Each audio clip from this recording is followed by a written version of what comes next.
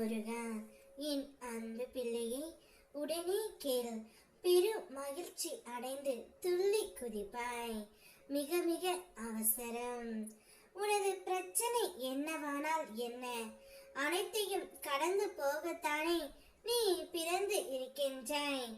கஷ்டப்பட்டாலும் சுகத்தை அனுபவித்தாலும் அது கர்மவிலை பலன் என்பதை காட்டுவேன். எதை பற்றியும் கவலைப்பட மாட்டேன் என்பதை தீர்மானமாக வைத்துக்கொள் பிள்ளையே.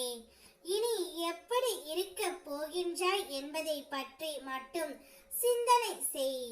உனது ஏமாற்றமான சூழ்நிலைகளை மாற்றும் வழிகள் என்ன, நடைமுறை சாத்தியங்கள் என்ன என்பது பற்றி உன் உள்ளத்தில் நான் பேசும்போது நீ கவனி. நீ ஆன்மா, உனக்கு சுகமோ துக்கமோ கிடையாது.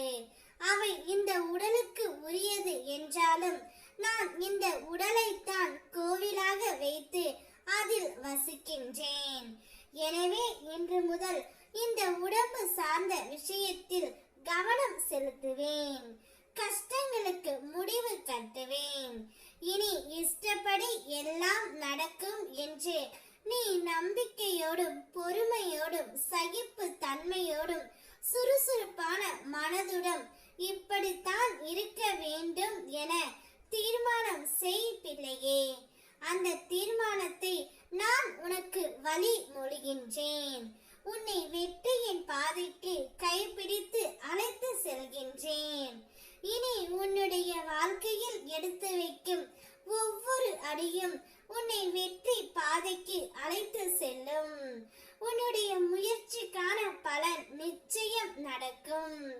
நீ எதிர்பார்த்த காரியம் நிறைவேறும்.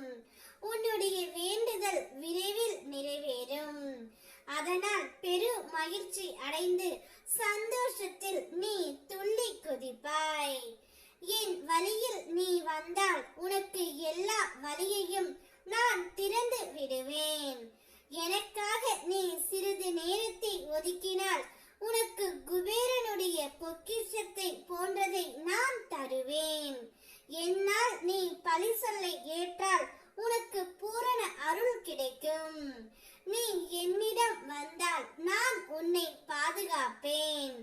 என்னை பற்றி நீ மற்றவர்களிடம் கூறிக்கொண்டே இருந்தால் உன்னை விலை மதிப்பற்றவனாக்கி விடுவேன்.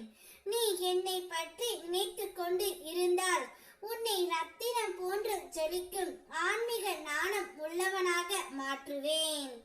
என் உதவியை நாடி வந்து என்னையே ஏற்றால் உன்னை அடிமைத்தனத்தில் இருந்து மீட்பேன். எனக்காக உன்னை எந்த விதத்திலாவது நீ தந்துவிட்டால் உன்னை விலை மதிப்பற்றவனாக்கி விடுவேன். என் வழியில் நீ நடந்தால் நீ பெரும் புகழ் பெறுவாய். என்னை பற்றி பாடிக்கொண்டே இருந்தால் இந்த உலகையே மறந்து விடுவாய்.